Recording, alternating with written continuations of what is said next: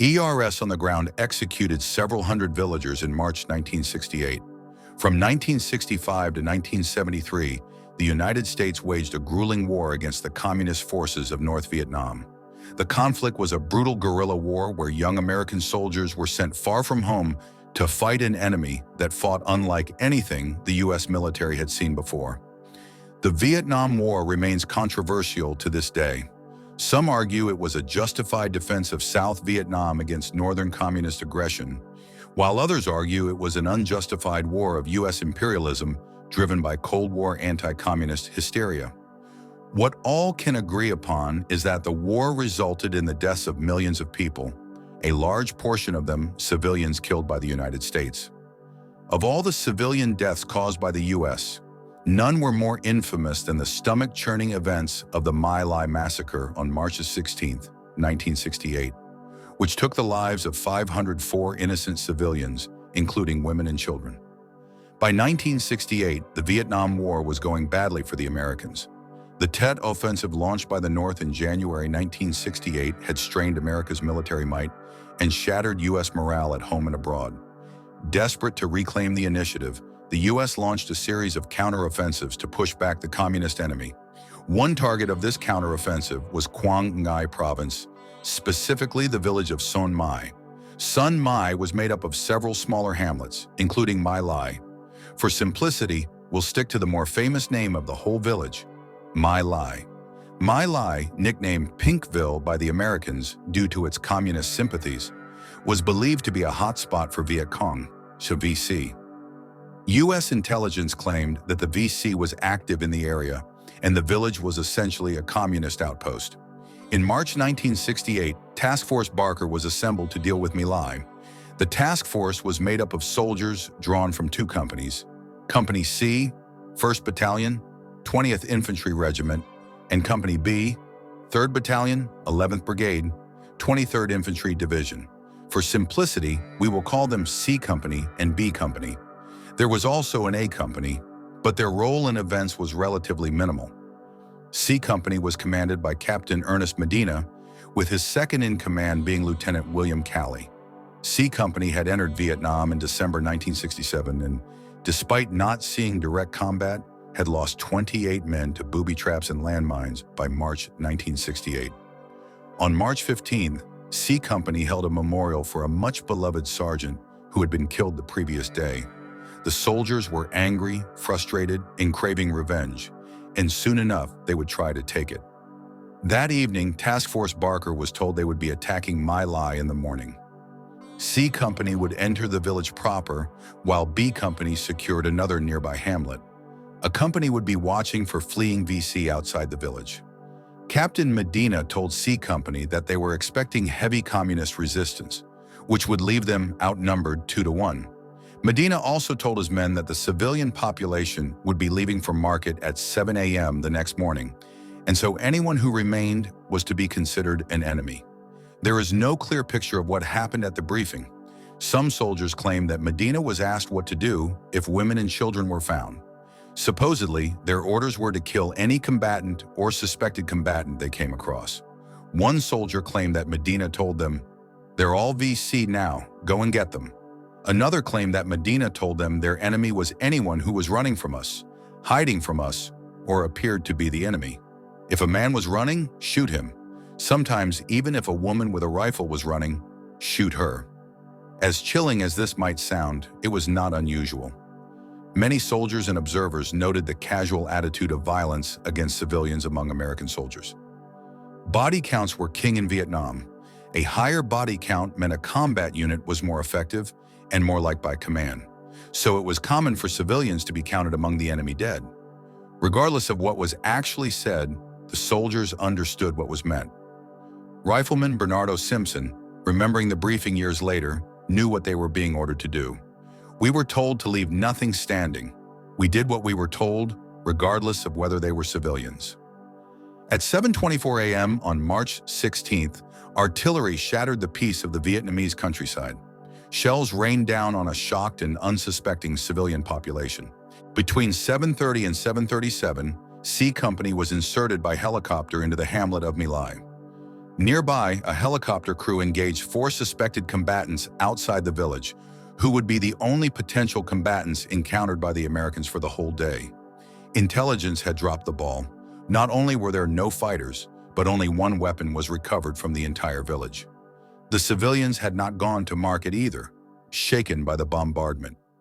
The civilians cautiously welcomed the American GIs, who rounded them up and assembled the civilians in common spaces around the village.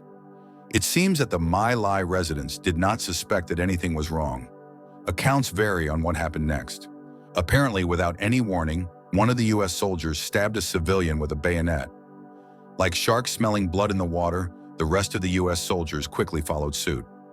Gunfire erupted and screaming tore through the village as the massacre began. The Americans acted without mercy, tossing grenades into bunkers to kill cowering civilians, shooting anyone they came across, spearing them with bayonets, or burning them in their homes. No one was spared. Women shouted, "No VC to no avail." One private recalled seeing women throwing themselves on top of their children to shield them, only to be shot along with their children.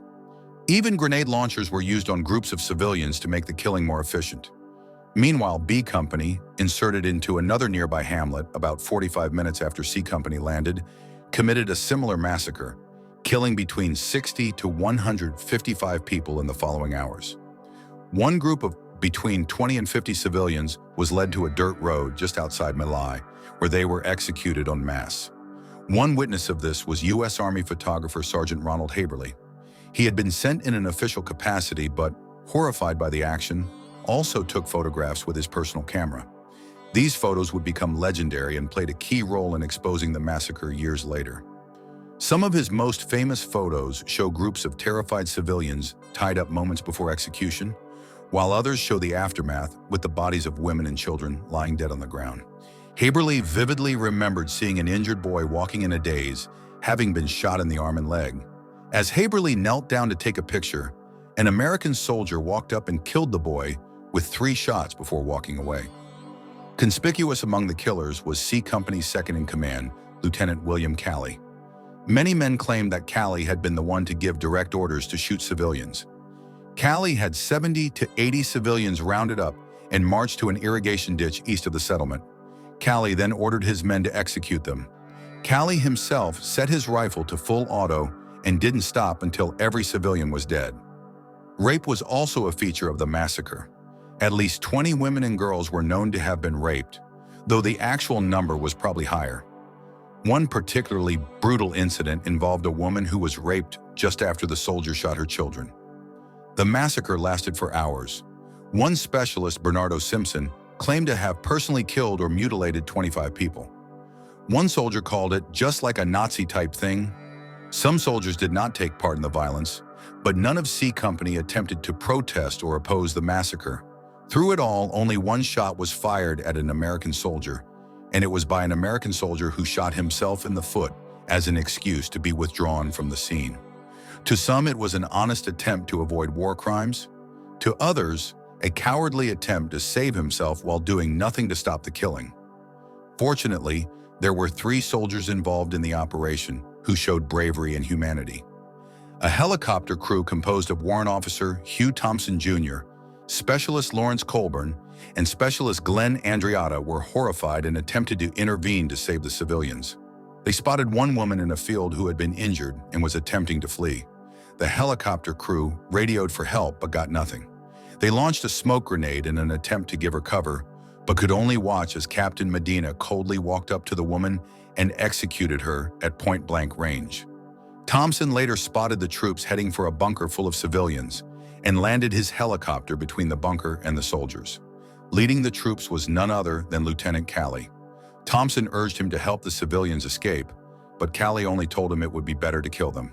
Realizing how things stood, Thompson took matters into his own hands. He and his crew began evacuating the civilians themselves. The helicopter gunner, Specialist Colburn, was given a simple order. If any of the Americans attempted to stop the evacuation, shoot them. None did. Together, the crew managed to save about a dozen civilians. Specialist Glenn Andreatta even leapt into the irrigation ditch full of bodies to rescue an unharmed 4-year-old child. These precious lives were saved, but in the final accounting, it felt like a hollow achievement. Estimates for the death count vary. The Vietnamese government reports 504 victims, while the Americans claim 347. The vast majority were women and children, at least 17 of whom were pregnant, and 56 of the children were infants. As for men, almost half were over 60, and the rest were mostly too old or sick to have been any threat. Only 4 suspected VC soldiers had been killed, and they were outside the village. When Thompson and his crew returned to base, they immediately told their superiors about the events. "It's mass murder out there," Thompson told his captain. "They're rounding them up and herding them in ditches and then just shooting them." The reports went up the chain of command, eventually reaching Colonel Orrin Henderson. Henderson interviewed Thompson soon after, but any hopes that justice would come were quashed. The official report from Task Force Barker claimed that they had killed 128 VC, with no mention of civilian casualties. Ultimately, command chose to believe the official line. Henderson, despite interviewing Thompson, recommended Captain Medina for promotion less than 2 weeks after the massacre. General William Westmoreland, head of MACV, sent a congratulatory message to C Company, and military newspapers proudly reported on the company's supposed victory over a village of VC soldiers. However, not everyone believed the story. An initial investigation by the military concluded that 20 civilians had inadvertently been killed, mostly by the opening artillery barrage. Meanwhile, the truth was no secret to the soldiers of C Company, who boasted of how they executed hundreds of civilians. One person who caught wind of this was Specialist Ron Ridenour. Some days later, Ridenour was flying over My Lai and saw the ditches still clogged with the bodies of civilians. Despite everything, it took months for anything to be done. In late 1968, Tom Glenn wrote a letter to military authorities describing an epidemic of violence against civilians in Vietnam, though My Lai was not mentioned. The military assigned one Colonel Powell to investigate the claims in late 1968, but quickly concluded that the accusations were exaggerated. This was the same Colin Powell who would go on to become Secretary of State under the Bush administration, where he played a key role in the War on Terror. It seemed that the military was attempting to cover up the massacre. Upon leaving the Army, Ron Ridenour added his voice to the growing chorus calling for an investigation. Ridenour wrote dozens of letters exposing the massacre to President Nixon, the Pentagon, and at least 30 congressmen. None responded publicly, but the military could no longer ignore that civilian deaths had indeed occurred at My Lai. In September 1969, they quietly charged Lieutenant Calley and Calley alone with 6 counts of murder.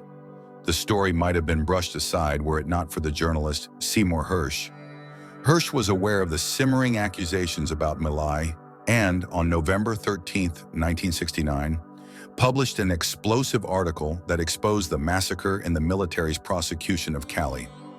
In the following weeks, Sergeant Haberly, the photographer on the scene in My Lai, shared his photographs with Life and Time magazines.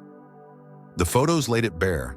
U.S. soldiers had massacred hundreds of Vietnamese civilians and tried to cover it up. The revelations were shocking and shattered public confidence in the war. The Nixon administration, spearheaded by National Security Advisor Henry Kissinger, tried and failed to contain the story. By the end of the year, CBS was airing interviews with soldiers who openly admitted to partaking in the massacre.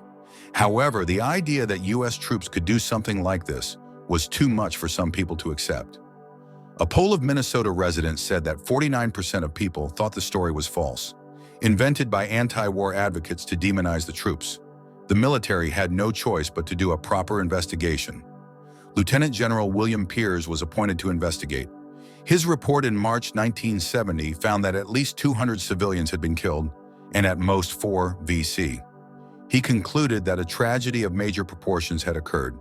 26 soldiers were charged, a small fraction of those involved.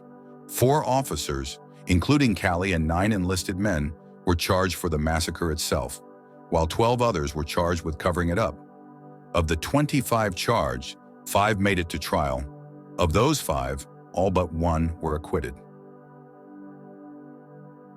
On March 29, 1971, Lieutenant William Calley was sentenced to life in prison for killing at least 22 innocent civilians. He was the only person ever charged relating to the My Lai massacre. At his trial, Calley showed no remorse. According to him, he was just following orders.